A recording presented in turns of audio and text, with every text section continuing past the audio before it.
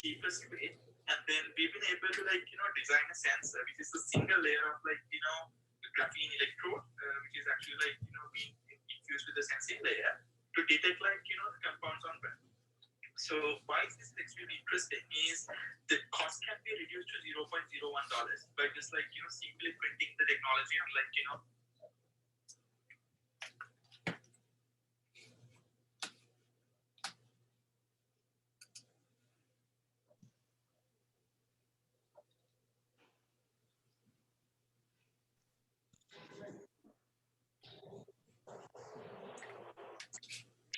Hi, Aisha.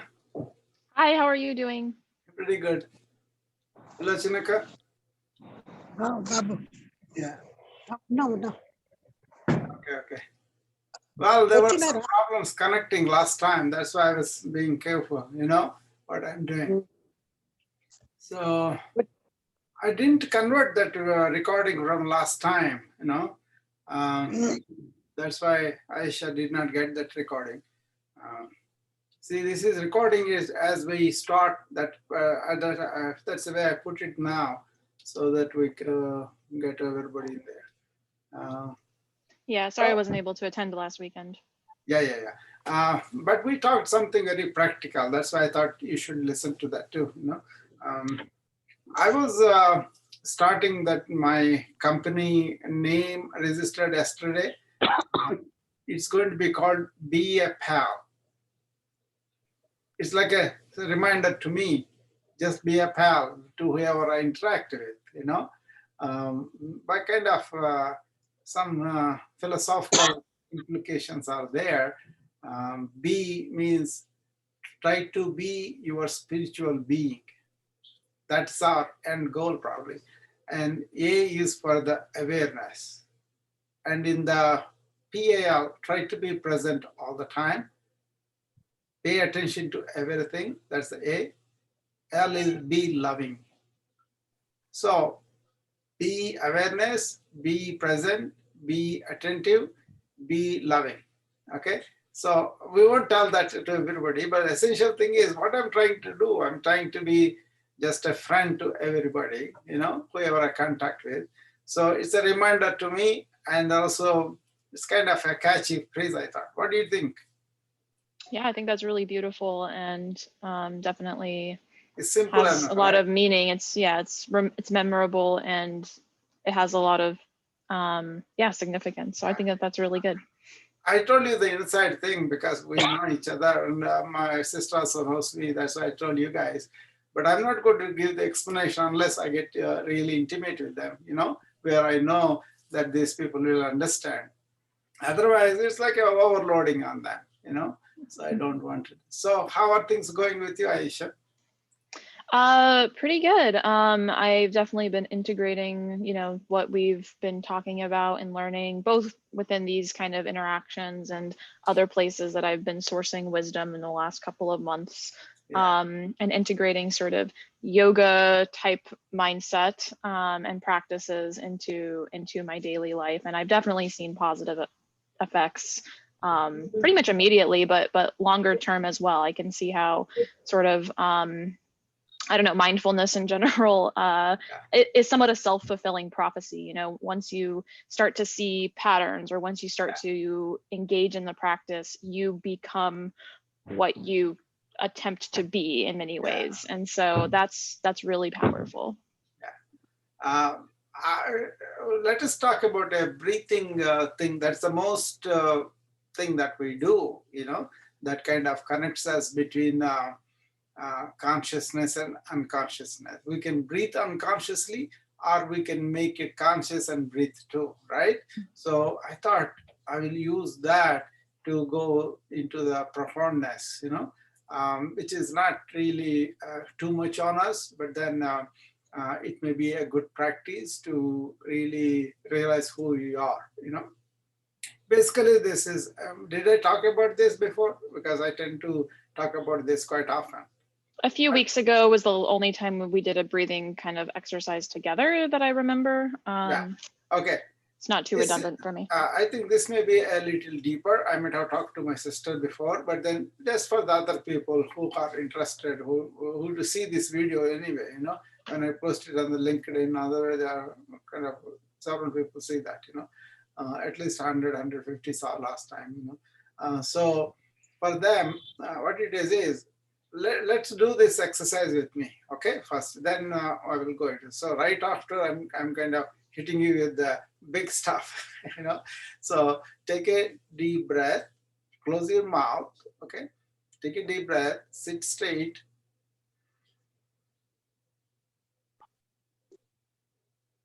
Retain it for a few seconds. And then exhale. Exhale should be longer than the inhale.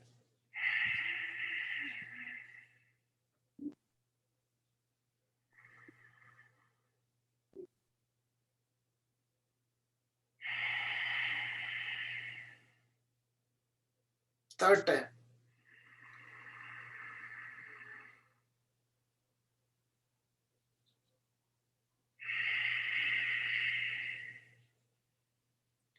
So that's it. That is for the presence break. We'll talk present breathing break. Present breathing break. This is something I would recommend we do every so often during the day, no matter what we are doing. Okay, nobody need to notice us. Nobody has to be advertised or anything. We're just doing it for ourselves. Like take a deep breath, hold it, and then release it. Like 2, 3 times if you can do it every so often. I preferably do every 1 hour, 1 minute.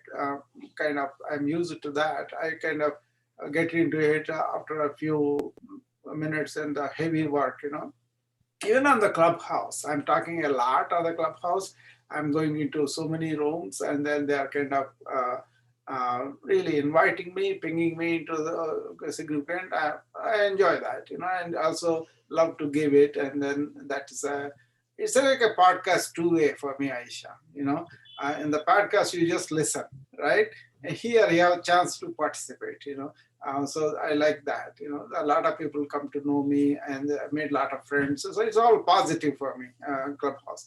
Except that when I go into the commercially oriented people, then I don't really stay there and come out. That's their business. They can do what they want. But most of the people who are in the pursuit of truth, or most of the people don't have an agenda that they want to push on people. I really like those company of those, I think that's a need during this pandemic. Clubhouse is fulfilling. And I akin this to what I call satsang in ancient India, and also even in India, even now they follow that, where like you and I, Aisha, we don't have any commercial relationship, we don't have any blood relationship and all that, but we are friends. We come with an open mind, like let's share something, let's learn something, and that we don't need to know our personal life, our all of that. All we're doing here is trying to find out the truth of the matters, and that's why it's called associate of good people. Sat means good, Sangha means like an association of people, where there's no social status is considered, no gender is considered, no background is considered. You just gather for that time, exchange things, and then leave. Okay, you see what we are doing, Kaisha, now? That's what it is, but there can be arguments, there can be other things and all that, only when we kind of deviate from that quest for truth, when we want to defend our opinions and arguments, and all those things will come up. But if they take an issue and pursue it and then allow our intelligence explore it, that is the true purpose of satsang. In this one, what I'm talking about is when you take a deep inhalation, you ask the question, who am I? Then when you retain the breath, you realize the life force is within you and you hold on it. That is what you are really. Everything else is supported by that life force, right? Then when you exhale, there is I'm not this body and mind. Okay, that's all we are doing. So we are trying to realize beyond body, mind, who we really are, and then realizing that life force is everything. That is the being, that is the spiritual being we are. We want to be that. In my Be a Pal, the first BE is be. Just be yourself. Just be your spiritual being. The spiritual being, the path to that, all the ways people do is all can be different and can be according to their level of understanding or growth and all that. So we're not here to judge any of them. But this is something very, very simple, very complex one if you look at it. This is the pranayama of a gnani. Gnani is that one who really knows what is what. So is that too heavy, or is that make sense to you? Aisha, tell me, how do you feel about that?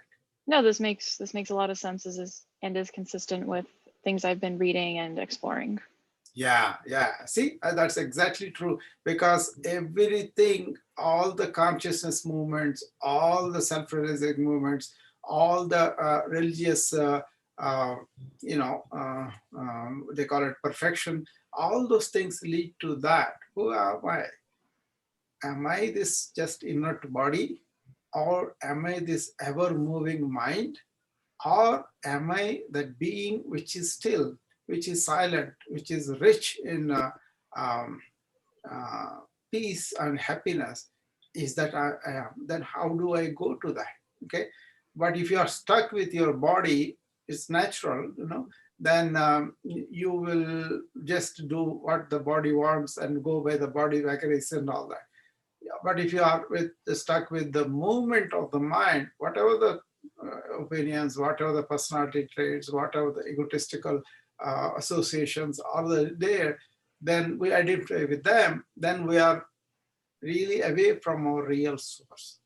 So that's what it is. We are trying to be in the source. How do you be? By seeing where am I? Am I associated with the body? Am I associated with my movement? Am I associated with personality or ego? All those things. Once those associations are kept aside, then we are that. So once we are that, there are a lot of benefits, because first of all, you will have less or no suffering, because you won't be swayed by the mind or the body inflictions, and then actually body mind become better because you are peaceful inside. No matter what the circumstances outside, you are in peace, and then you can really recruit all your capabilities of the mind and the body better, because you are really calm and serene and really stable inside. This is called sthita prajna in Sanskrit. Sthita means you are stable. Prajna means stable in anything. That is a capacity. Prajna means capacity to deal with difficulties and good times. You don't go too much overboard or too much down, because you are stable. Once you are there, then you can meet the challenges of the mind. Most of them are created in the mind, and then you will be able to better come out of them. Otherwise, you are sunk into the mind's activities, and then you go like that. We can do that, even when I'm talking to parents, I can get into a argument where I want to say what I think is right, and she wants to say what she is. Anything like that happen. We saw that too other day. But that's the mind activity. And after that, I get it out very quickly. I said, I'm trying to perform a function as a physician. Things have come up like that, But then beyond that, it's dropped, because I can see that's the activity of the mind. So I don't have to live with that. This is what happens on the clubhouse for me. I don't carry all sorts of things that happen on the meeting. I won't even allow them to get into my mind. So what happens is that's their understanding. This is my understanding, and then we'll go. For example, people are thinking, because I quote a lot from the Indian ancient texts because they are very significant. But I also quote Roman, I also quote Japanese, Chinese, and all. But then somehow they are branding me, oh, he's Indian, he's promoting his philosophy. Actually, it's far from the truth. I'm a world citizen through and through, but I don't have any separation of other people by identifying myself with this. I just consider that knowledge is very valuable and it has sprung up there. And if we use that, we can get out of the stress that we are going through, you know. Because I quote in Sanskrit, I give the translation and all that. But that is that mind feeling like that. But if you really, they can put it aside and see, is there truth in it? Then they can judge for themselves whether that message coming from whichever culture it is that good or not. We don't have to identify with any culture. Just take the message and also see whether it is real in your life or not. If you don't see that, then the thing becomes fake because you are saying something and you're leaving something, you know, that kind of thing. You know. Any questions up to this point, Aisha? Have you ever had to face contradictory messages between, you know, you're well versed in many of these cultural beliefs and practices, and I'm just wondering whether you face contradictions and how you manage those. Yeah, all the time, because even in among the people I grew up with are people who has the same culture, same habits, same language. There are, because the growth of the mind differs from so many influences, right? And so from the time our parents, our teachers, our school, our culture, and also our inklings are, it all depends on how much you are rooted in that body-mind complex, you know. And then you pick up those things and then you think this is it. And suddenly, if you have to go to some country like Africa, where totally everything is different, then you will see that you are differing in body-mind habits with the other culture. But the stillness we are talking about, the being, is the same for everybody. We don't get into that. We get into the superficialities of the body appearance or mind inclinations, habits, and then we look at the world with our own limitations. But if we can really go beyond it, then you will relate to those people much better, because then you are not judging them. You are not saying that this is right, this is wrong, or your way of thinking is bad, our way of thinking is like, all those things are at the thinking level only. But you have to go beyond that. Most of the people, they stay in the thinking and they try to adjust. They're relatively nice, they're politically correct and all that. That's all okay. But they fundamentally differ in thinking and body, but they don't differ in the being. We are all spiritual beings going through a human experience. But some people may say, I don't know anything like that. I'm just a human experience. I want to live this life to the fullest extent. They can. But you'll find out after that, at some point, they will come and say, this is not enough. I want to find out more about who I am. Because if you have a lot of pleasures, they are very attractive when you are in the young and when you're trying to do. But you may not have the pleasurable experience after you're seeing so many movies or so many same thing. You know? The same thing with any pleasure. And then you say, okay, I'm going to accumulate a lot of knowledge, a lot of scholarships, a lot of degrees, a lot of money, things and properties. And then they say, this is not giving me the happiness that I want. And then a lot of people, like Robin Williams, for example, he was a noted physician, noted comedian. He had everything in his world, it seemed like, you know, but he could not deal with his interior emptiness. And that's why he killed himself, you know. That happens to people, emptiness. They may carry the life, but then if somebody wants to live joyfully, fully in the present, really understanding life, that is a different affair completely. But when I face them, my duty is to be in myself and then reach out to them at that level. That means let my mind not move and judge, and it can happen, but then you can see it much more quickly as you go along. The people who are really established in that completely, they are called sahaja state, and they will never have any problems of first going into this problem and then resolving it, So it becomes uh, in the depth of the soul. They said something like some people are like dynamite, but some people are like coal, and then other people are like wood with dampened in the water. So dynamite, ignites right away.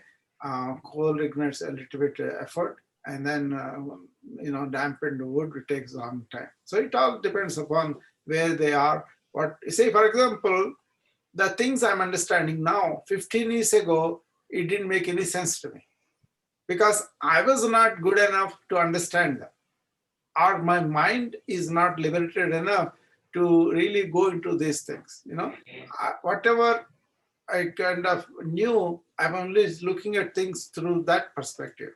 But once that is discarded, that's what the meditation purpose is, to know where your mind movement is, and then really get away from that movement, just to see what's happening within you without, and then once you see that movement, you are not absorbed in it, then you can see these deeper truths. So that takes several lifetimes sometimes, or several years sometimes, or several minutes sometimes, according to the development of the person. Could I ask about something there a little bit?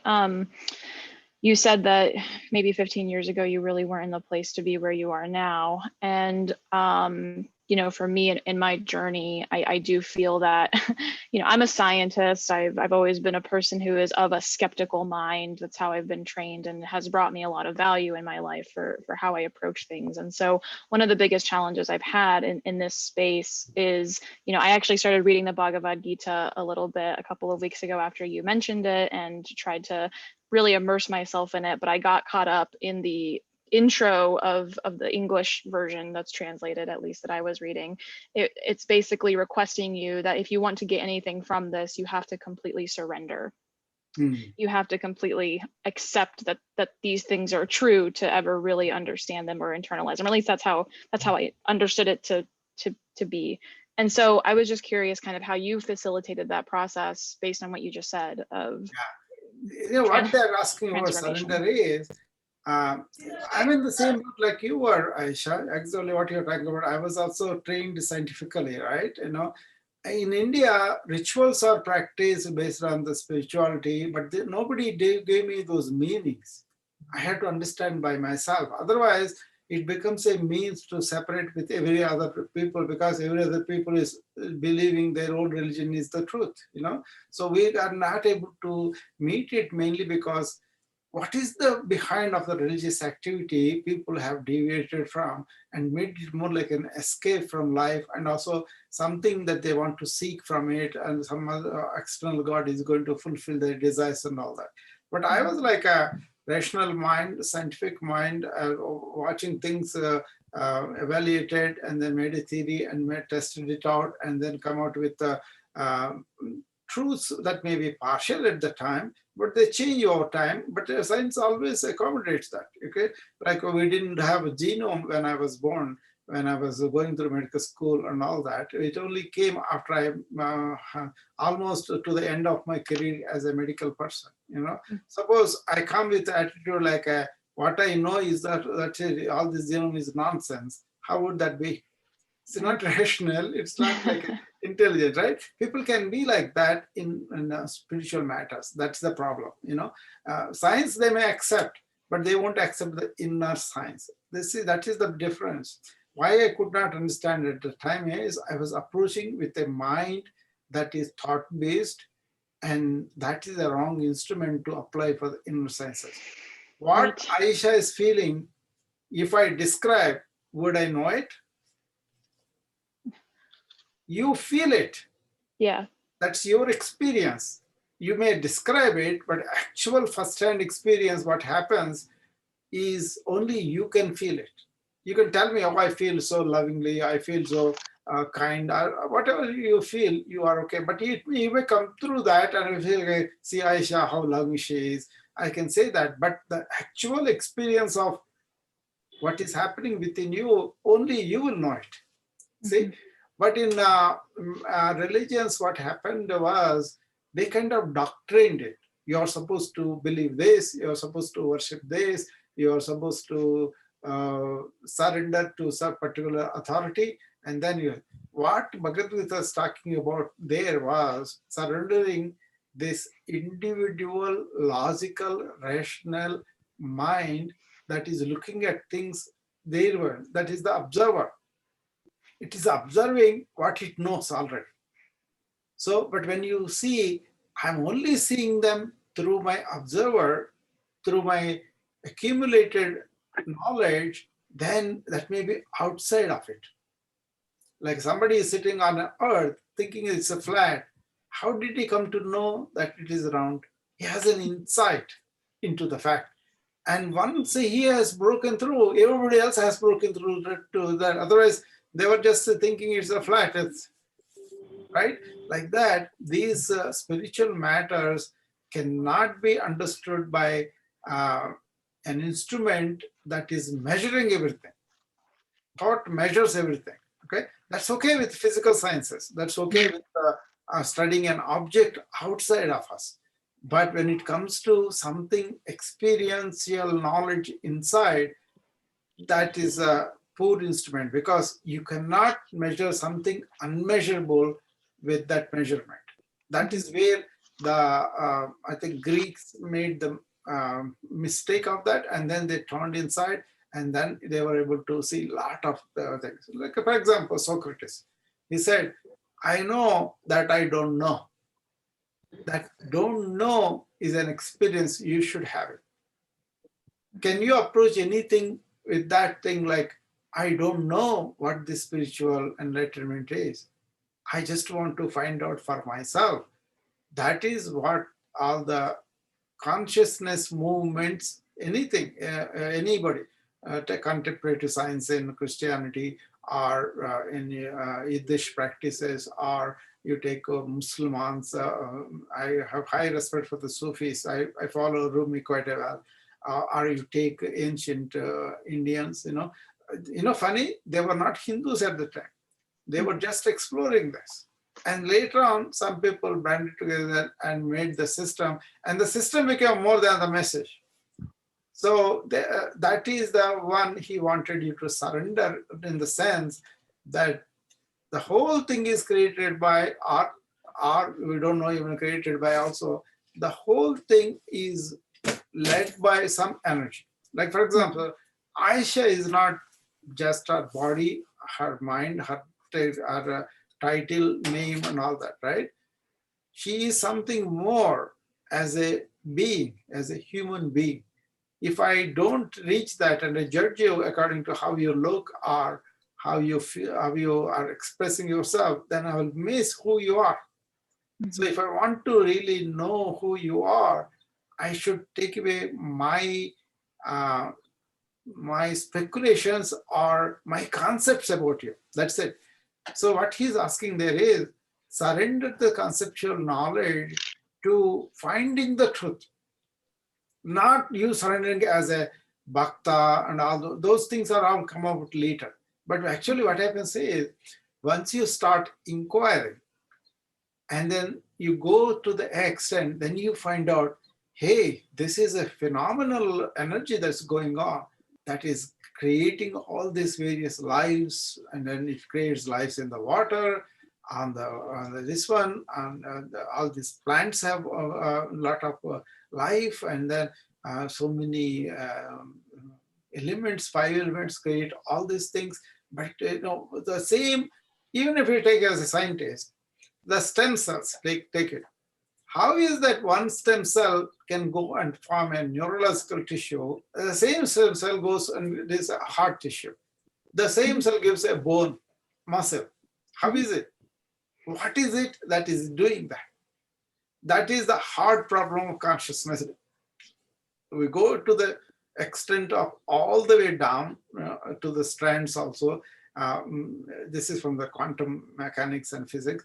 At the end of it, what is it that is giving a spark to have Ayesha have this first-hand experience within her? It's not just a matter giving you that. It's like some energy is giving you that. That's why energy is, we're looking at consciousness. Energy that is, you see, we see that, right? In electricity, in flood of water, in the flowering of the, any flower or human being. We see that, and if it is not there, we call them dead. So what is that energy? Where is it? And that is, we call it as, in ancients, they describe it as Brahman. That is the force that is described in Star Wars too. So all those things, once you look at it, then you say, okay, there's something bigger than me. That itself is surrender. That is surrender. Yeah.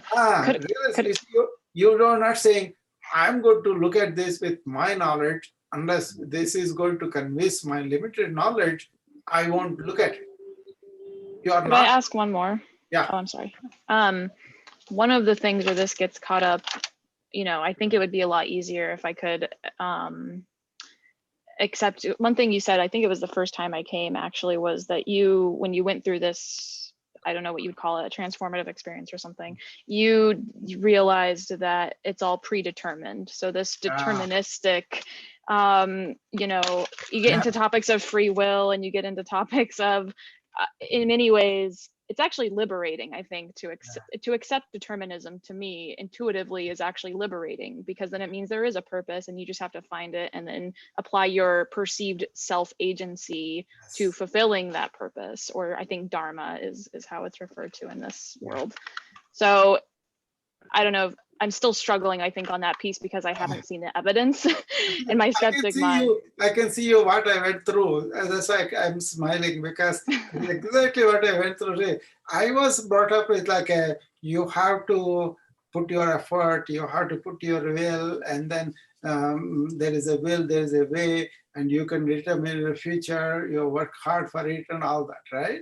Mm-hmm. So for somebody like that to really see, somebody I venerate, I really think he's a true sage.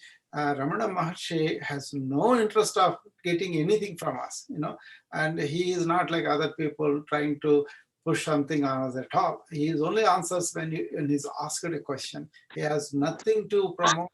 He never advertised. He said to us, his mother, you know the story, right? That he runs away from the home, and because he has an inner calling to this Arunachala, and 16 years of age, he gets enlightened, and then he comes and stays there from 16 years till he dies, Mm-hmm. I think almost 54 years, I think he was there. At the age of 70, he died, right? But up until then, he did not go to any place. He did not seek anybody to come to him. He did not say, this is good, nothing like that. Then his mother missed him, because he's only 16-year-old boy, and he went away, so he was crying for him.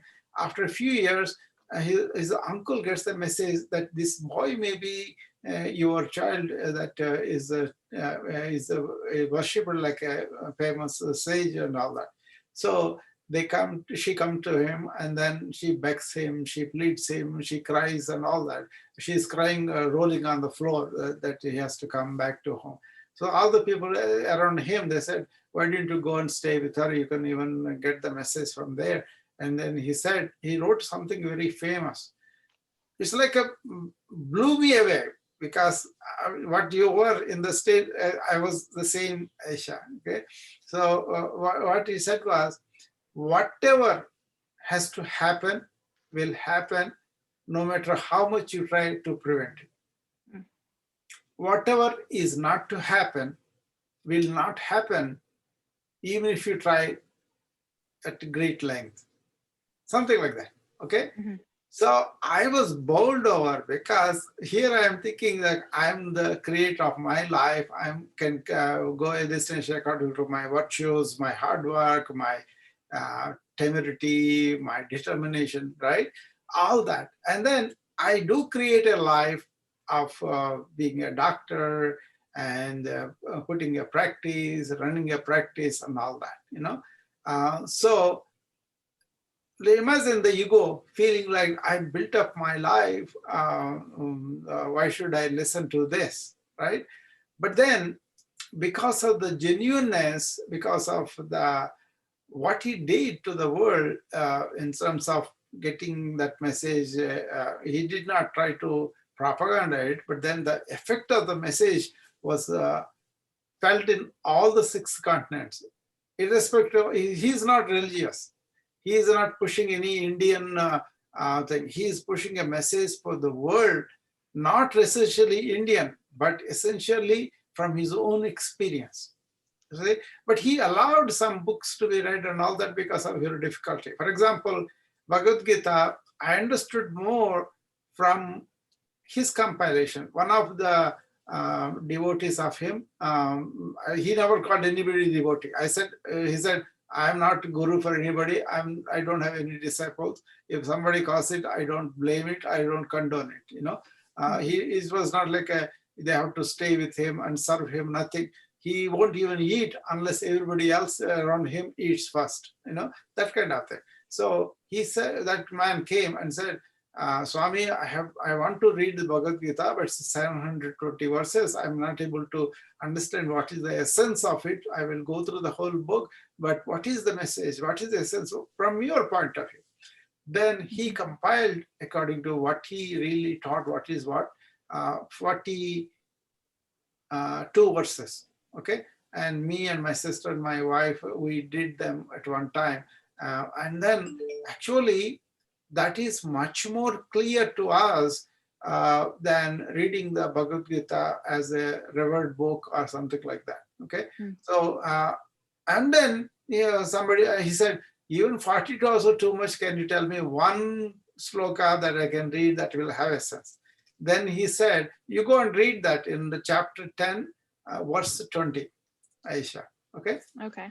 That goes like this: Krishna representing the creation, the energy behind all this, okay?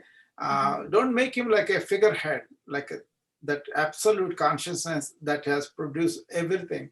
If he is the one, he is the beginning, middle, end of every human being. He's seated in there, okay?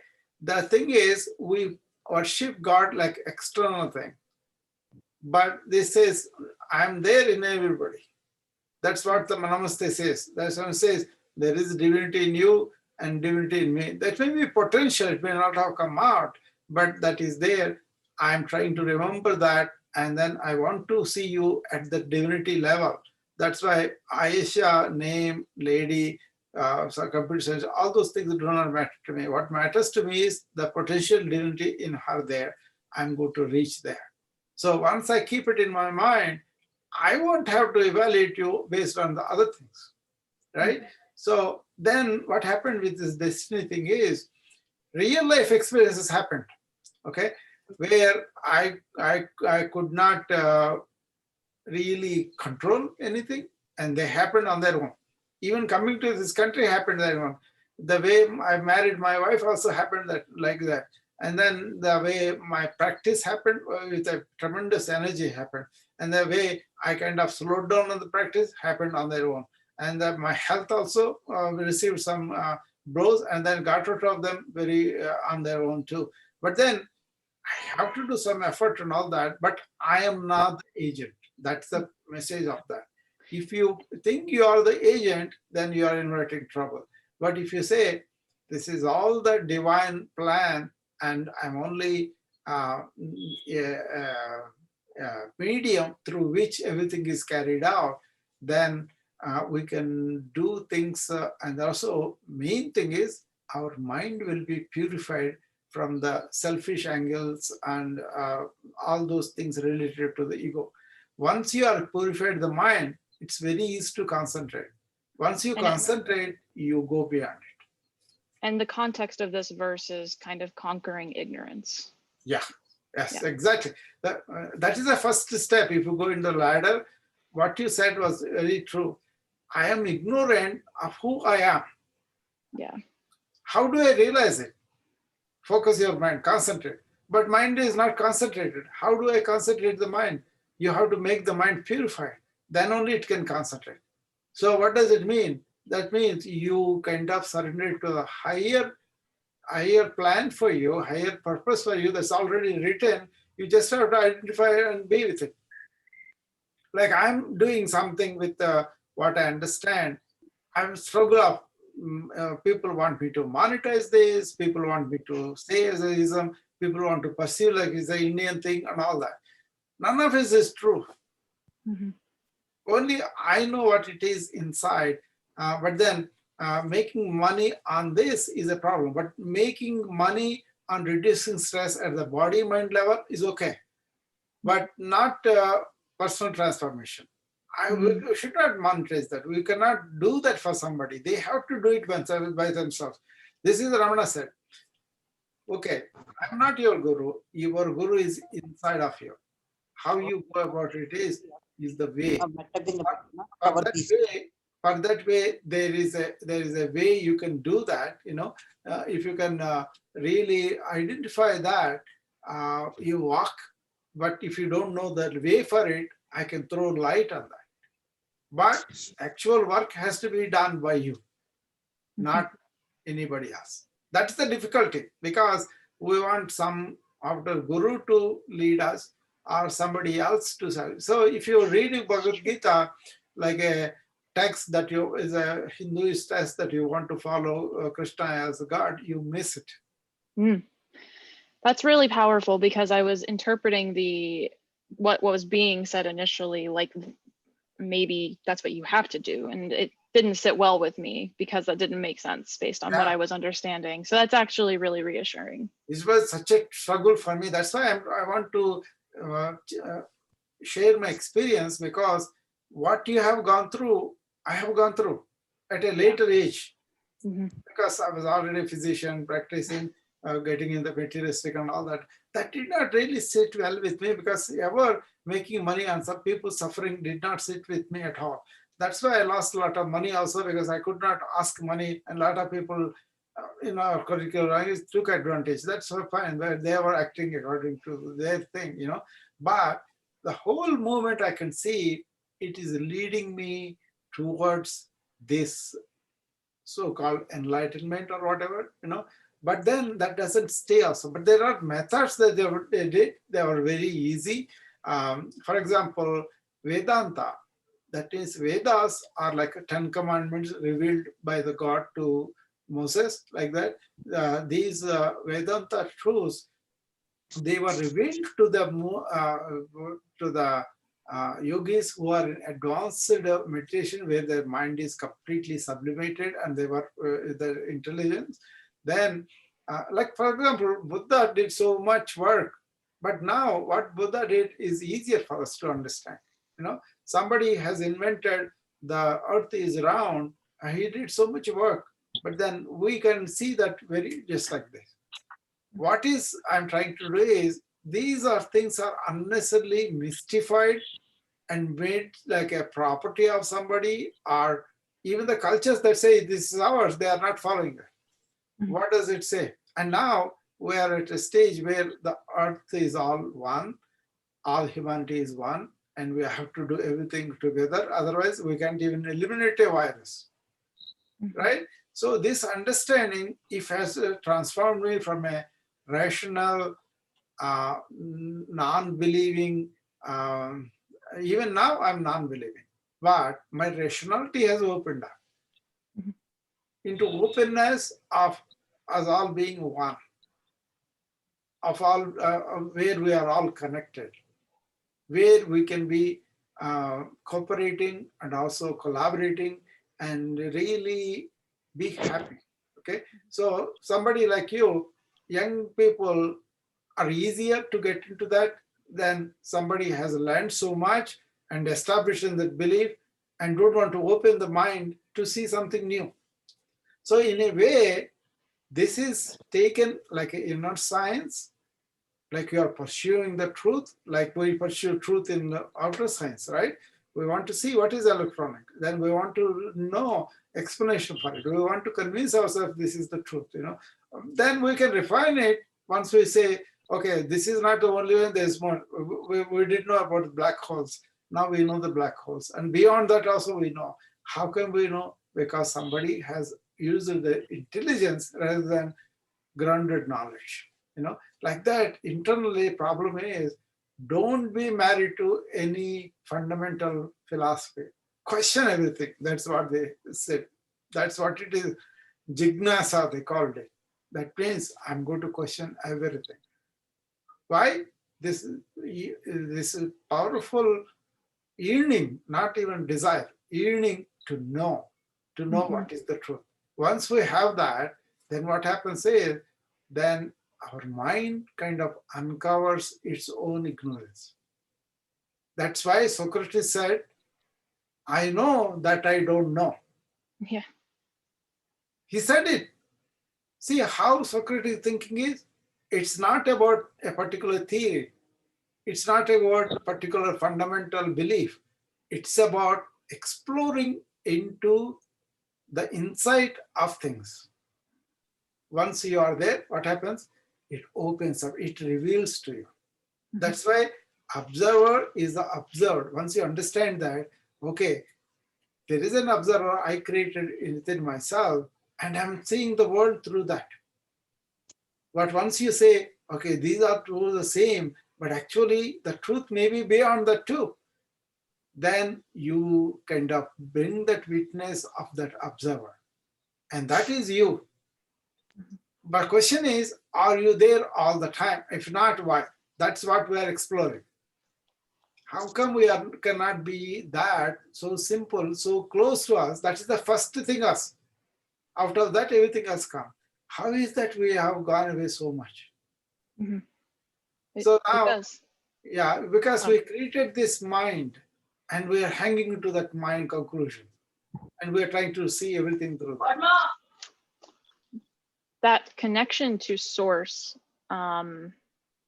it feels like when you're, well, for me at least, in experiences where I have been in touch with my intuition, briefly and fleetingly, but ultimately those are moments that led me to very significant decisions. Yes. And it's kind of like touch points where it's happened on maybe a few occasions and I can recall them with a lot of clarity because it felt really like lucid, but then it kind of goes away and it's not back for a long time. That is the challenge. That is the challenge. Okay, now, after I attained that thing, then I was able to see what Vedantans are saying. They said, years ago, thousands of years ago, it happened, these discussions thousands of years ago too. And the truths were compiled into so many things, right? But basically, they evolved a process. The process is like, first you have to have discrimination of what is real, what is not real. Right. Okay, that is they call Viveka. Okay, Vivekananda's name was because he could discriminate what is real all the time. Actually, he established in the reality. Okay, that's why. But he was a very rational person. You know that he was not non-believing in God and all that in the beginning. He questioned everything and then he dismissed all these philosophies and everything. But then, sorry, can I ask it real quick, a clarifying point? Yeah, real versus not real, is that the same as true versus not true, or is that different? Both are the same, but true versus not true can have a tinge of our opinion. Yeah. But real is there. The body of Aisha is there. Mm-hmm. But the truth is, the body is going to end sometime. Mm-hmm. So what is real is the energy behind Aisha will be real. Whereas the body is true for now, but it's going to be unreal later. I see. It's got a temporal aspect to it. All the living beings, right? They are there. And then the reality is that energy is real. Everything else we think as a body and mind and all this is unreal. That's why our mantra, body, mind, I'm not. That is when you exhale. I'm not this body and mind. Then who am I is the inhalation. That life force is that Hamsa. Mm-hmm. Got it. So once you have that, then what happens is, even, you are remarkable even if you have fleeting moments like that. You're so fortunate, Aisha, to have those fleeting, because see how it changes everything. See, I didn't understand because I was really paying attention to Krishnamurti at the time. I was already married, we had 2 kids, but I was into Krishnamurti even before I married to my wife. You know how I married my wife? We saw her today, day after tomorrow, we married. Wow. That's what I'm telling you. We didn't. By that time, I'm already in the American society, but I've never dated anybody and all that. I was kind of remained Indian that way. But I knew a lot of girls. I was only 27th, and all these young girls, beautiful girls came. But I always saw them what they are without knowing all this. And I always related to them as people, as persons. I did not look at them as, bodies, flesh, and all that. That's why they respected me quite a bit, and we have a true inner friendship. We are, what do they call that? Platonic. Platonic. Yeah, platonic, but pretty intimate, because they wanted to know something. Things came out of me without me knowing. They were asking me things about a relationship. They were asking me things about Indian yoga and all these things. I was telling them a lot of things at the time. But compared to now, that looks like a gibberish to me. But things came out of sincerity. I think I was being compassionate and kind and understanding them. That's why they flocked to me. But all these people thought I was having affairs with all these beautiful girls, one after one. But that was not the truth, But I didn't care because it didn't matter to me, because the relationship I enjoyed with them was like that, right? Then when I went to India, I was introduced to my wife by somebody whom I respect. He's a very spiritual person. He's into 70s. When I met him, I was only 57. But we were talking about Vivekananda, and he was very impressed, and he saw something spiritual in me. And then he left because he came to visit his daughter. I know his daughter, she is also a doctor. So we went to visit her, and I met him. Then he was talking about the greatness of all Vivekananda's philosophies and all that. And I immediately got to him, and we had a discussion. It's not like he's telling me, I'm listening. I was telling him something that he was very impressed about that, Then I forgot because I met him only one time, right? And then I went for a vacation to India. Every year I used to go to vacation because my mom was there at the time. I used to relax quite a bit in that house. So 3 weeks or 4 weeks, I used to take time until go there, completely relax there. And I was sitting we had a big balcony. It's a huge house, and the front balcony, back balcony. It's a beautiful house in that way. I was sitting in the front balcony. There is no light also there. But I was enjoying the tropical country, beautiful wind and all that. So I was enjoying that. I was listening to some music. Then he came in. And it was dark when he came upstairs, right? He took the stairs and came in, and I saw him, and he said, I said, oh, hello, sir, who are you? I asked him because I couldn't see his face. And also, he said, you remember we met in New York, we were talking about Vivekananda, not many people can talk to me at that depth that he was talking about. Then immediately I remembered, oh yeah, sir, okay, come on, sit down, And he came in and he said, you see, the purpose why I came is I want to introduce to a girl who is a relative of ours. I think interiorly you and her will be compatible, that's why you should go and see her. Out of respect for him, I went there. Otherwise, I was not really thrilled about that practice. Go and see a girl and visit her and all that. I thought I will find my time, find my person later. Then we were there, and then some other friend who is really, really working for me all those years. And after we met her, we didn't even talk one word because there are so many people. That ritual is all gone. It was very uncomfortable, but that's okay. I did not show it, not to offend anybody. That was the tradition, Then I came out, and my friend and said, you should marry this girl. She's very homely, she's very nice, and all of that, Then I considered these two people who are really working for me. I said, okay, fine. That's it. Wow. It's remarkable. It is remarkable because they used to say marriages are made in heaven. Mm. I never really believed that. But then so many other circumstances that I agreed, that's fine. But then when we married, we were together. Even now, I go with the spiritual way. She kind of goes with me. We have our difficulties, we have all those things, we kind of do it. But it's connected at the internal level by the divine force. Probably all these things I'm doing, another wife would have been really objecting that. Why do you give everything away out of your heart? Why do you give everything away free? Why are we are in the poor house again after being so rich? You know, all those things will come. But doesn't matter to me. But she never questions that either. We both agree we have our regular things we need to do. We are responsible for that. We do that. But the value of this will not be allowed by another lady. You understand? Mm-hmm. My friends in Chicago in 1983, they would have understood what it is because they personally benefited from being with me. So, you know how they should be? I was a chief resident. So it's a kind of, I was a god in that hospital. I was the most important physician at the time. So I was like a star status. So everybody thought because I'm a chief resident, because I have that status and all the pull with administration, all these girls are clamoring to me. Not at all.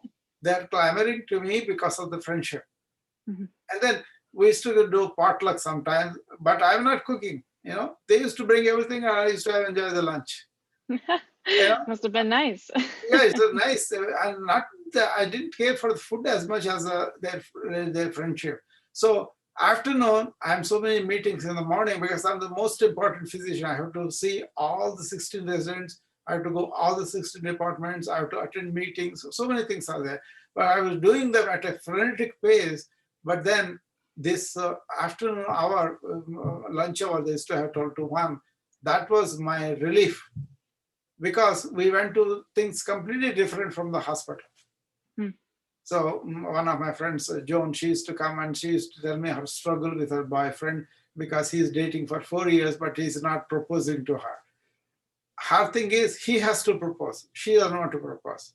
So to bring her to the stage where she was comfortable to ask him, but she didn't have to answer. When she was getting ready for that, he asked.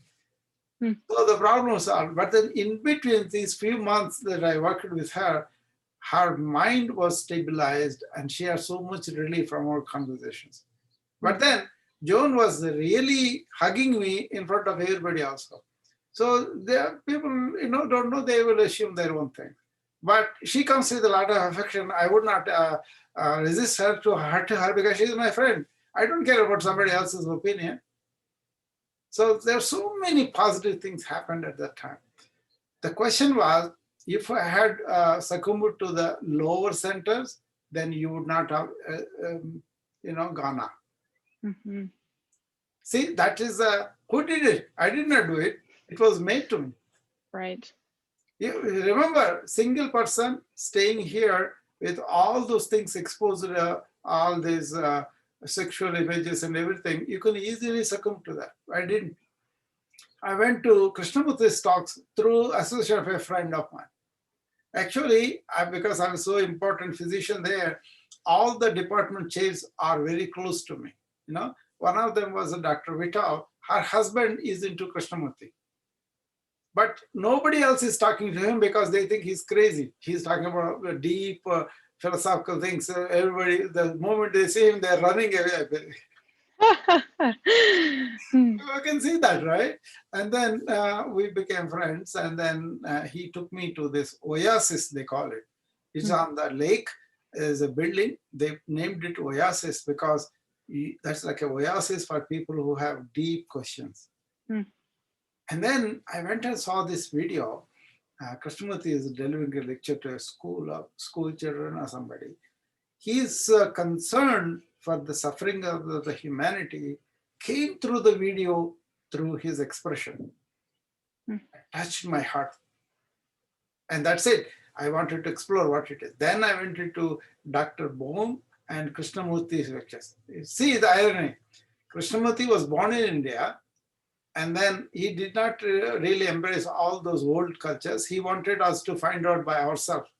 Be a light to yourself, he said. Okay.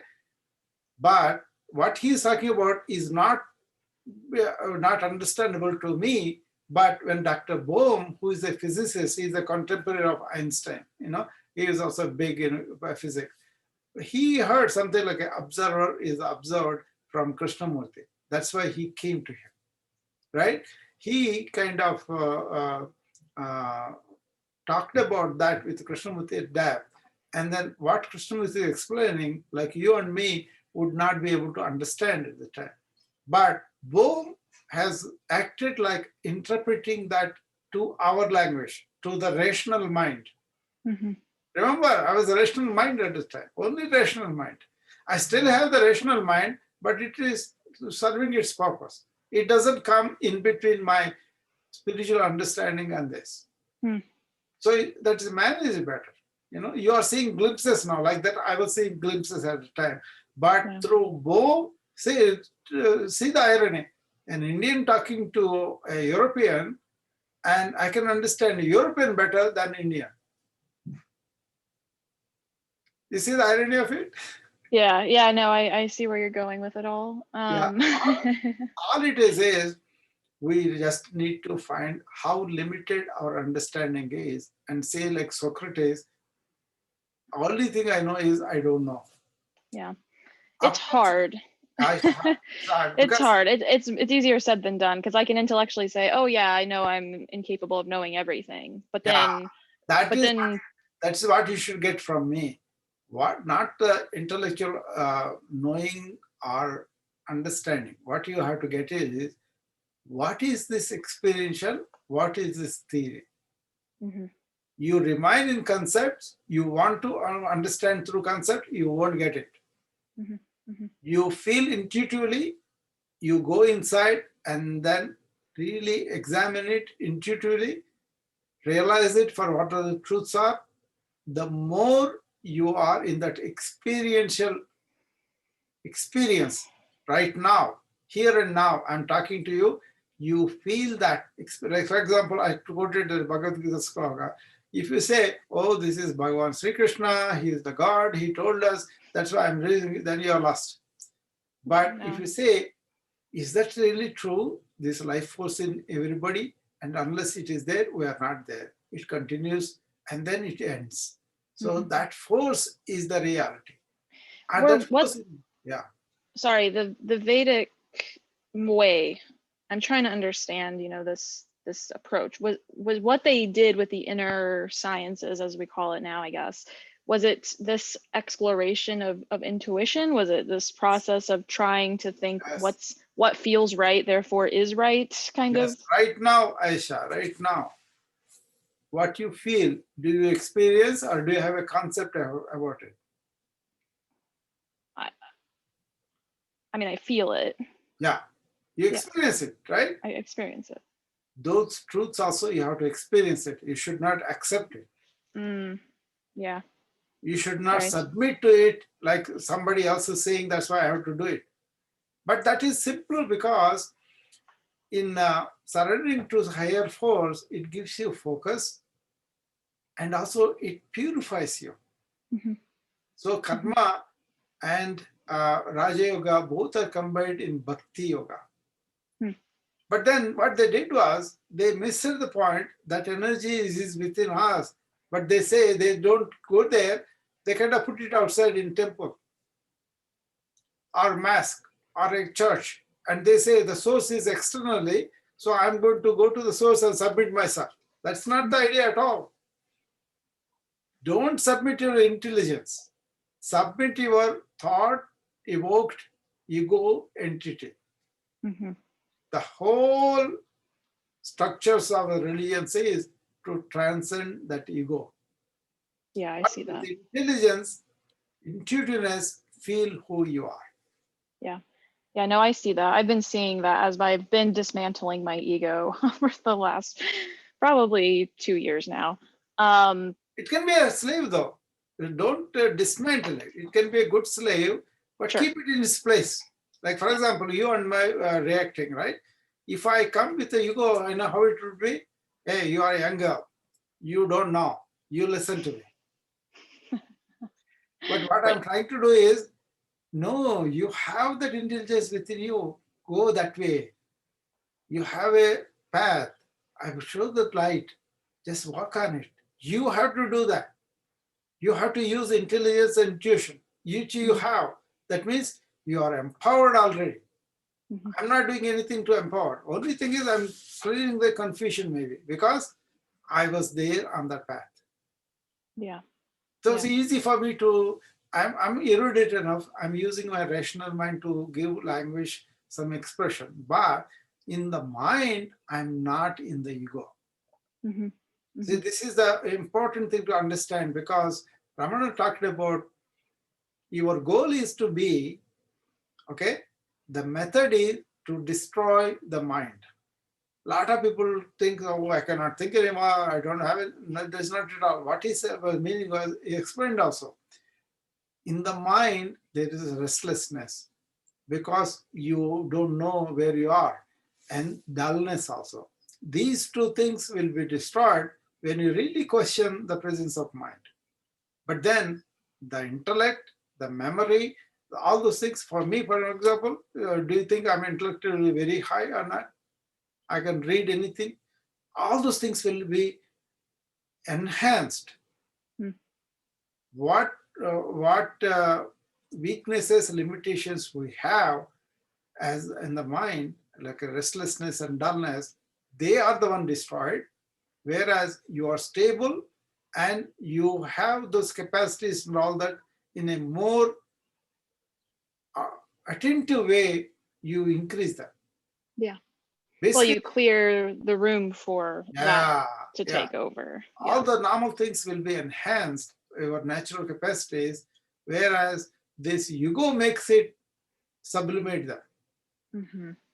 That's Yeah. why you're open to growth. Like Socrates has a ego, but that ego is not mastering him.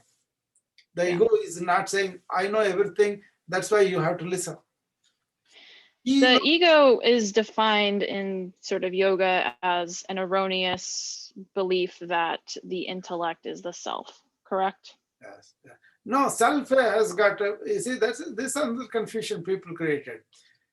Normally, we say self means my individuality, my including into the understandings of life, and then my ego and all that, right? Hmm. But when they said the self, they created a bigger self and a smaller self. Mm. Instead of that, the bigger self is considered more like a Paramatman.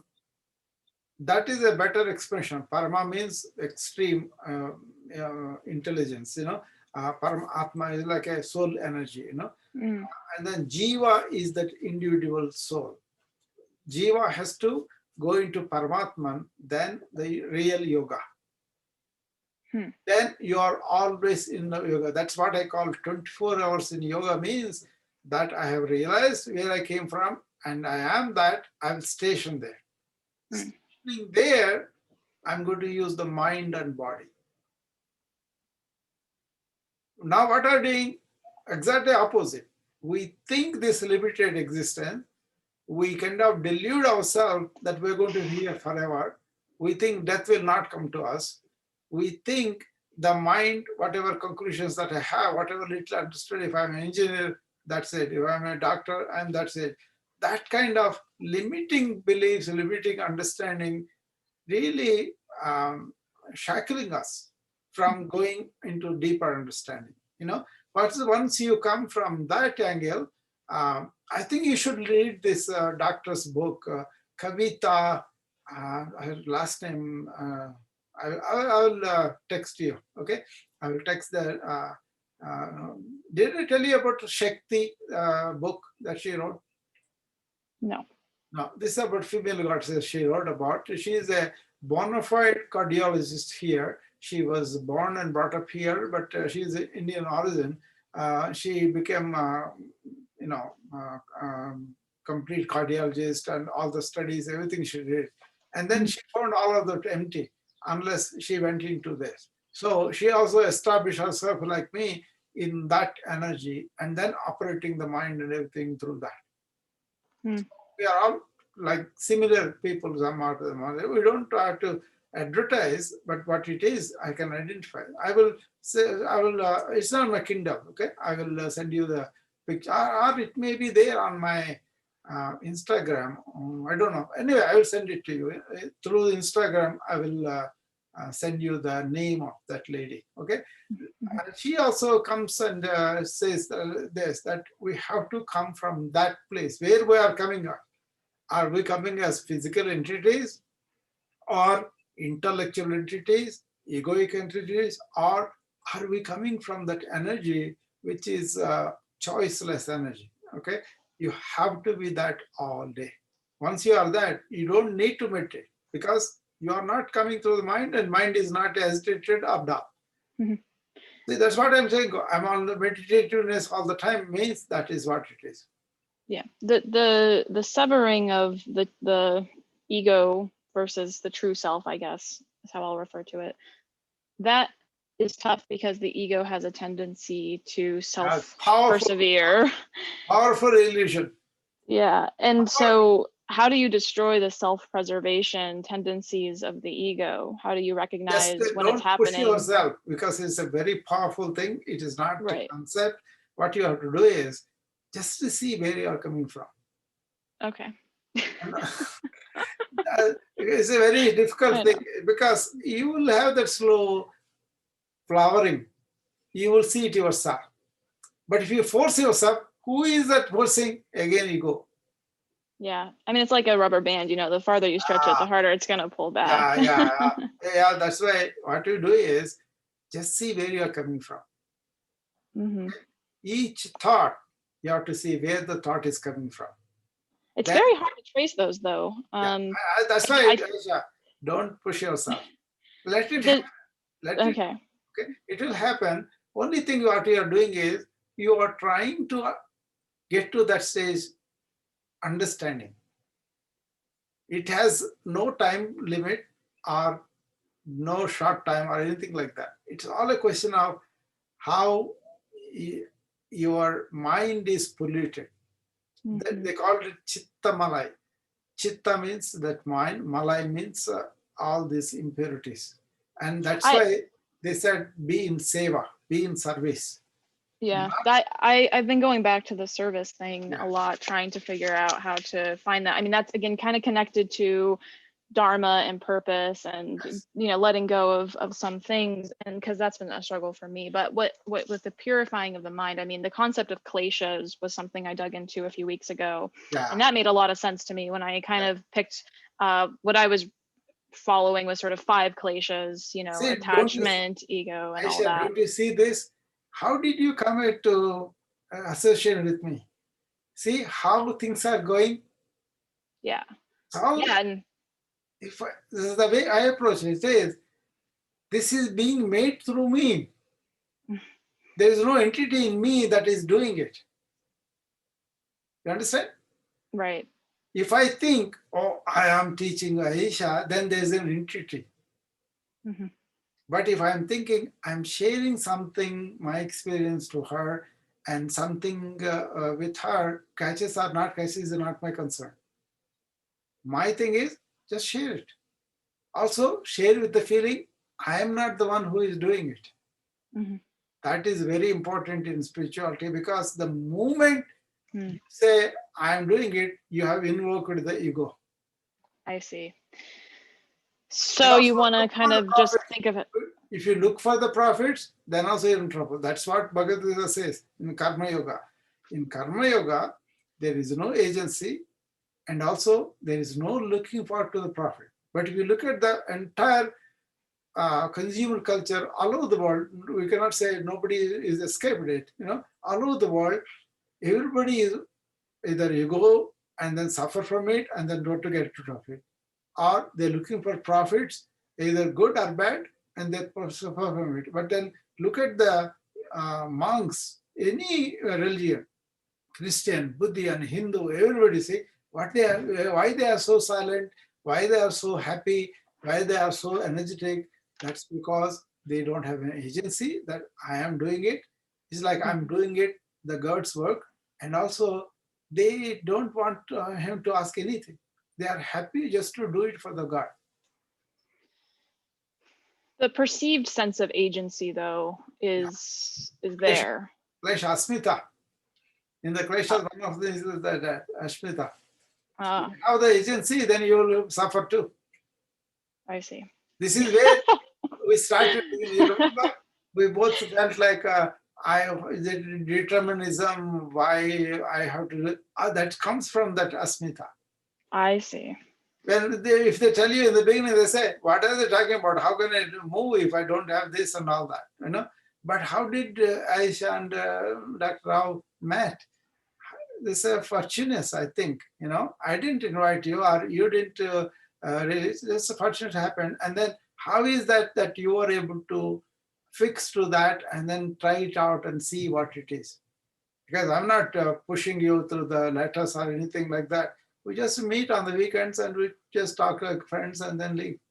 Mm-hmm. Mm-hmm. So all that happened for a purpose.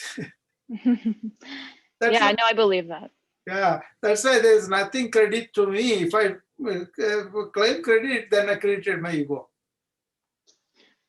I guess it's hard though, right? Because you create the space for it. You consciously do decide to do things. No, you're saying no. It was done through me. Through a higher you. Yeah, not me, higher energy. Yeah, so a higher energy uses you as a tool. That's it. It's very hard. It's very hard. If I don't stay in it, then I will create my ego. Right. And I will give naturalness to the ego too. You see, this is what I learned from Dr. Ramana Maharshi. Yeah, there's a lot of undoing you have to do here. Oh yeah, that is true. That is very true. You have to unlearn everything you learned. Yeah, and I try to go very, I try to get to the source of it very quickly. That's my attempt here. But it's not going to happen. That's what I'm cautioning you. Don't take it easy. Let it simmer in your being for weeks. Let it happen. Even for a young girl like you, this is remarkable. Thank you. It's not me, I guess. No, really. I can't take a compliment because it's not me. No, but the thing is, even to stay with that dialogue, probe into your own interior, find the questions, that's remarkable. That also happening to you mainly because something is acting through you. But you don't have to make it like a mysterious or anything. It's like a spiritual maturation happens in people in several ways. And it may happen to you. Like Ramana Maharshi, it happened in 16 years of age. Mm-hmm. Eckhart Tolle, it happened around 27 years. Yeah. See, the Eckhart Tolle, I think you better write this down and then remember this, okay? Because I kind of remembered this several times, this what Eckhart Tolle wrote in the book Now. You know the book Now, right? I think I've seen it, but I haven't read it. Yeah. So if you look at it, it says regaining the awareness of being, mm-hmm. and embodying the feeling realization of the being, embodying the feeling realization of the being is enlightenment. This is Eckhart Tolle? Eckhart Tolle, yeah. The Power of Now, I see. Yeah, wow. It is there in this book, but this sentence is very important. That's why I quoted you. I see. Ramana also very valued by Eckhart Tolle, but Eckhart Tolle attained just spontaneously. He didn't understand what it was. Suddenly, see, he was thinking of suicide. He wanted to kill himself. And that was for years, right? And that night, he had this insight, I want to kill myself. Are there two people here that want to kill himself? Who is this one eye and the other eye want to kill himself? Then out of that, he realized, this is thought, it's not me. Who is watching this thought is me. Right. And that's it. Everything open to him. All the depression is gone overnight. Yeah, this is the quote. I know the quote you're referring to, right? I didn't realize this was the same person. That what a Yeah, what a liberation it is to see that I am not the voice in my head. Who am I yeah, then? The one who sees that. yeah. That is Eckhart Tolle, you know him. He wrote that. You know why I'm telling you this is understanding what he wrote is one thing. Mm-hmm. Living that experience is one thing. Yeah. When you read this statement, what you do is you live that statement. Regain the awareness of being. That's the first step. You have to bring into your awareness that being presence, right? And then embody that by, not by thinking, not by concept, embody that by feeling and realization. Right. That means it's already there. You just have to feel it and realize it is there. So you're not inventing anything new. It's already there. If you go through the concepts, then you are making a concept, you want to understand, you want to see it, and you want to have evidence for it, you want to test it out, all those things come. That means you are in the maze of the matrix of the thought. That is the paralysis. Yeah. You will never get out of it. That is the problem as rational minds. That's why these things become such a big deal, because we are stuck in that maze, in that matrix. Everything has to be verified by that. Everything else. Then one thing leads to another. The doubt leads to another doubt. And then the doubts continue. They never go away. So doubt is okay, but it has to have a leash, Krishnamurti said. Mm-hmm. We think, oh, I doubt it. I have a right to doubt it. I have, unless you answer me, I won't accept it. Who is that? Your conceptual mind. But this is not conceptual mind. It's beyond that. Once you get it, that is what you're having the glimpses, the fleeting thing. Even those are very energetic. For sure. For sure. I didn't understand this, Aisha. What happened was I was getting up early in the morning and sometimes reading Krishnamurti's commentaries on living, third version. There are three versions, third version, especially appealed to me as a physician, certain things, you know. So when I really listened to him, there are videos on the other things too. When I listened to him, my mind became so empty, my energy continued through the day. Really continued through the day. That's what you are talking about, the fleets of this one. But then, now, it is much more established, much more easy to express, much more easy to live it, really. I don't even have to have an effort. I live it. That's it. Like you are breathing. Are you making an effort to breathe? Like your heart it's is involuntary. beating. Yeah. So if it is, what happens to the mind also is, it calms down so much. It doesn't react so much, but it will respond to the life's challenges with much more attention. Mm-hmm. We may get off things for sometimes, but we come back to this presence very quickly. Yeah. I think you made a lot of progress in this last, right? I think so. I mean, I still see where I struggle, and I'm aware of those obstacles, and I even see the path through them, but living them and converting intellectual knowledge to intuitive wisdom is very much a tough conversion process that literally only can happen with time, I think. And that's my struggle, because I want everything right now.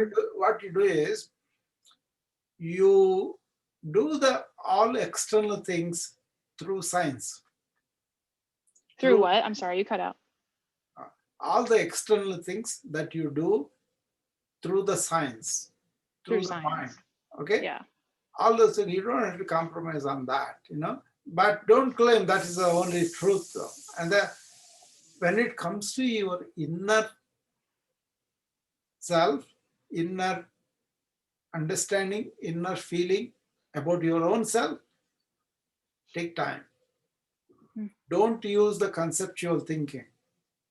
Mm. Feel intuitively. Yeah. That is a big thing I found out through Ramana Maharshi, because there is a Paul Brunton. He's the one who brought Ramana Maharshi's teaching to the world first, and later on a lot of people wrote about it. But he spent time with Ramana Maharshi in his ashram. So, okay, they're very simple, and Ramana Maharshi would not take money from anybody, so they're that poor, But he didn't mind it at all. And they used to beg for food and they live in the ashram. But all these tremendous truths have come. So he exposed Ramana Maharshi to the Western world. He writes in his experience, I think Periya Puranam is the book, in that one he writes down, they went on the hill, because Arunachala is the one that Ramana Maharshi was very devoted to. If he's devoted to one thing, that was the hill, and he used to go and take rounds, 12 miles, I think, each one. They used to walk there on the hill. They had a discussion, and then this exactly what you were talking about comes there. How can I get rid of myself? What am I if I'm not there now? Then he tells one particular sentence where, see, we let our senses go out, our intellect to go out, and that's why we create misery. So what you need to do is reverse that thinking going out to inward, using intuition, inward vision, feel that Sat Chit Anand, he says, that being, consciousness, and bliss, all are only one. Feel that and fall back into that in that inner chamber. So that is the one that made a significant difference for me. Yeah. Not the sentence, the act. Me doing that act, going, reversing things. And then what happened was the restless thought and dullness of thought have gone down. Before it was like watching Bears game or watching movies, watching all those things have become a regular staple diet in our working and eating, and then raising the children and all that, and then providing these things as escapes, and then we are, after the taste is gone or there is not there, then any sensual pleasure is all gone. Then what? Some people ask us early, some people ask us later. A lot of youngsters don't ask, and they get head deep into this sensual pleasure, which is not bad, but excess of it shows you then what else is there. Then they want to have more fun, they go to the drugs and all those things. Okay, do you know? For example, I never smoke. I never did drugs. Maybe some wine. Sometimes I used to. Even now, if I take wine, even the alcohol in NyQuil knocks me out. Yeah. So I used to enjoy a glass of wine before, but now I don't need it. Even small one affects my sensitivity of my mind is so much, I can't afford to drink it. So I don't drink it, not out of any moral or anything. I don't need it, and I also see the effect of it on my mind. So I don't drink, I don't smoke, I never did drugs, and also I was never vicariously involved in sexual pleasure with anybody except the wife. But also there's also deep meaning is there. Okay, we have 2 children and we nurture them, we kind of cherish them, but we are intimately involved inwardly, and she knows all my journey, what's going. But whatever she could do, she will do it. But she's still in that worshipping God and all that. And we showed them what it is. I don't say you should not do it.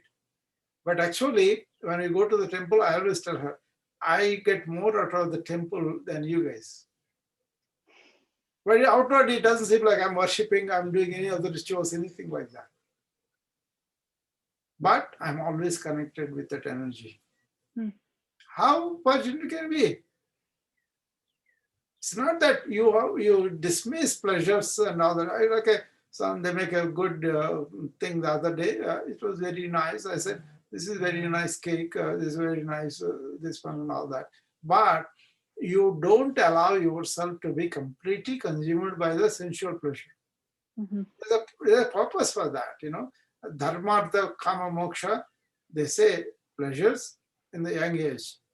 Also within the limits of what is right, and also it's not good to consume our energy so much that we cannot study and learn things or learn our livelihood, build a relationship. All those, they are not really confused or destroyed. Okay, and then you move from there to making some wealth for living and all that, but also more normal and support your family and all that. But after that, you go into this moksha way. That means you want to find out who you really are. And Mhm. then once you find out, you get liberation from that finding out. Right. Well, So, dependence on external pleasures forms yeah, attachments that do cloud the mind, yeah. right? So, People are confused about it because they think it's the only thing, or they think it is a bad thing. It's right. not. It has its place in life, but that you have to reach it with deep understanding. That only comes by deep questioning and Mhm. exploring it, not come to conceptions right away and then dismiss everything else. Then you are really dividing from everybody. Say that's why Ramana never called himself Indian, never called himself as a Hindu, never called himself a Brahmin or anything like that. And to be like that at that time with other people is really remarkable, Mhm. because it's his own dining hall. There's this caste system that also misperception. Okay, they never said by birth you become this caste. By what you do, you become the caste. Okay, if you are an intellectual, if you are studying scriptures, spreading the wisdom, then you are a Brahmin. But then they thought whoever is born into Brahmin family is Brahmin. So, and then they grew so badly in that they became egotistical about it, and they were separating everybody else as inferior to them. That Mhm. was not the purpose at all.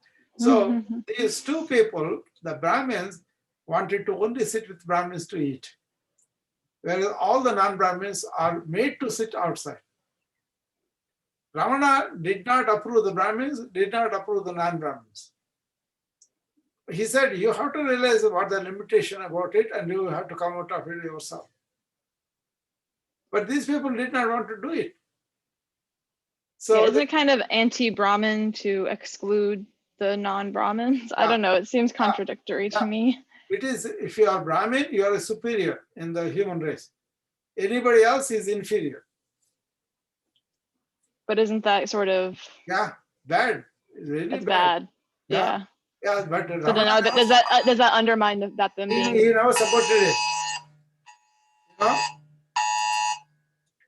something is happening with this child thing, alarms they give to, in the neighborhood, something is happening, not in the neighborhood, in the schools or whatever, and the community, content community, whatever.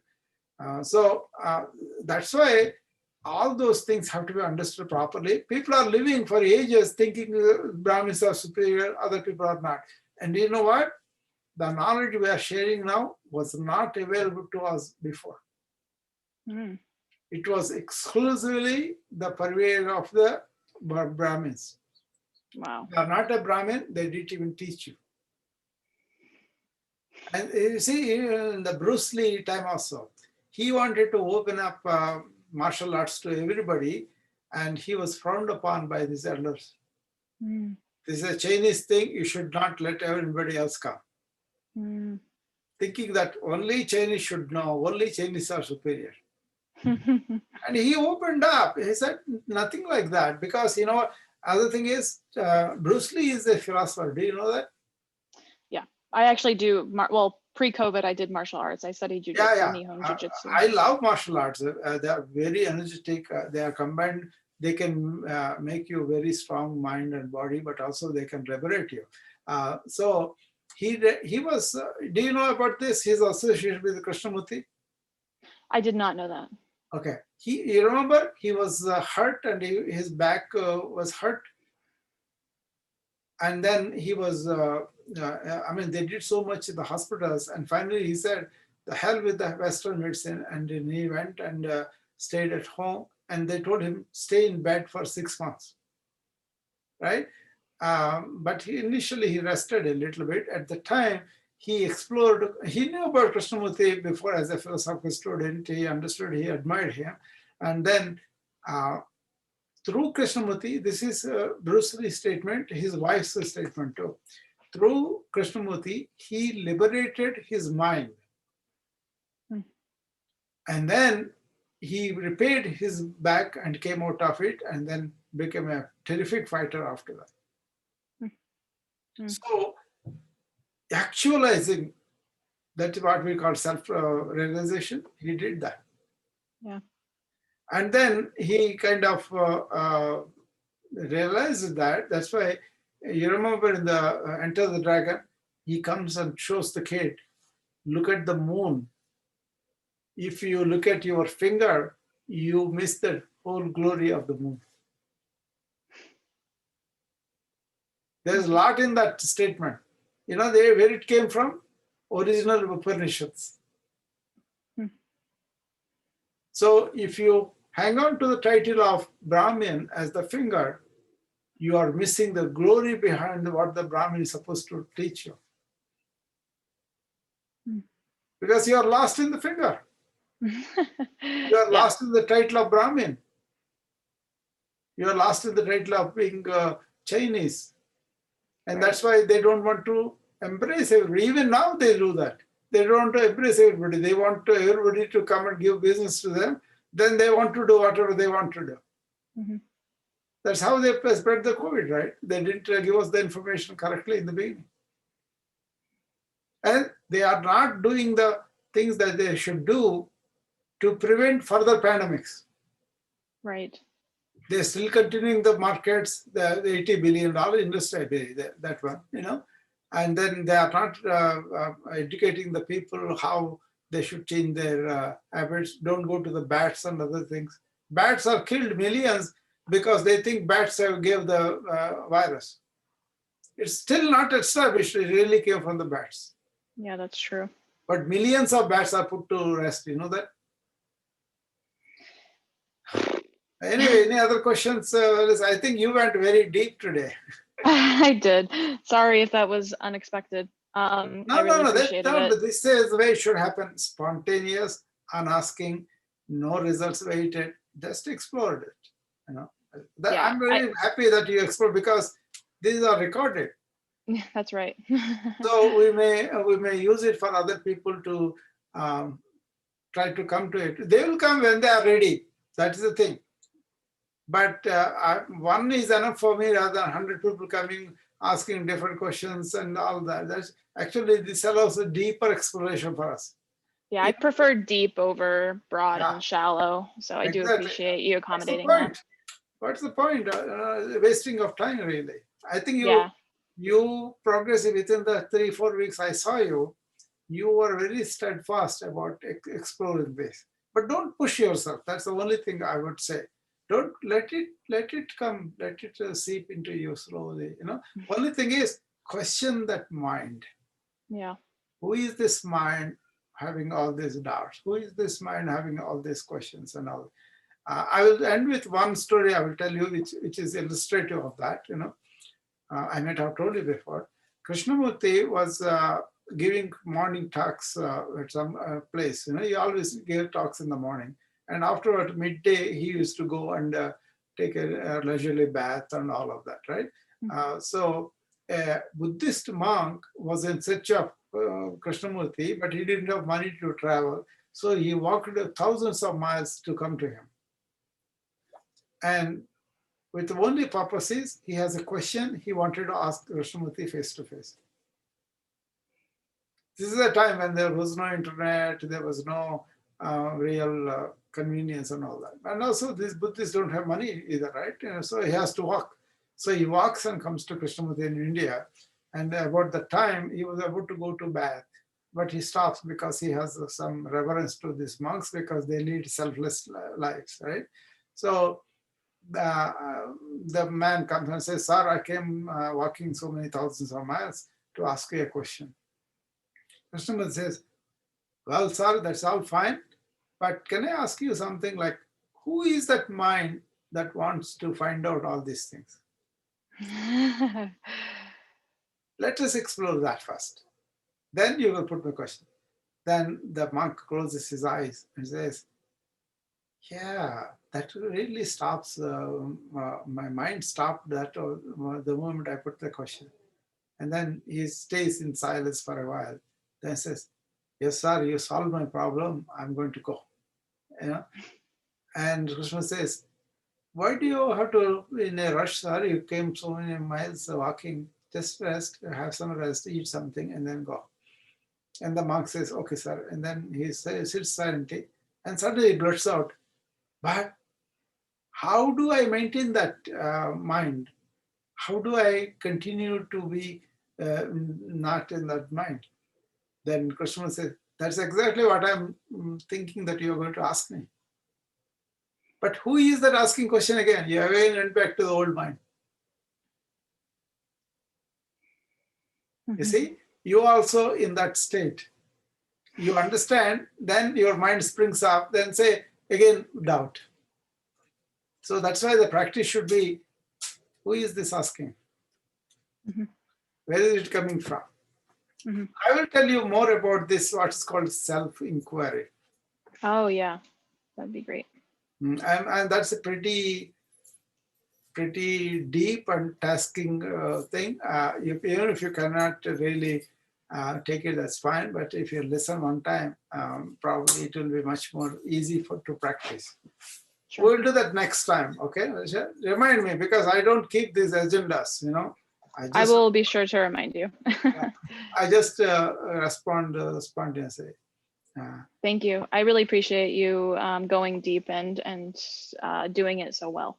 Yeah, but you allowed me to go deep. A lot of people come with their own conceptual mind and cut me off. That happens in the clubhouse all the time. They want me to come there. They ping me, then I go there. Even this morning happened.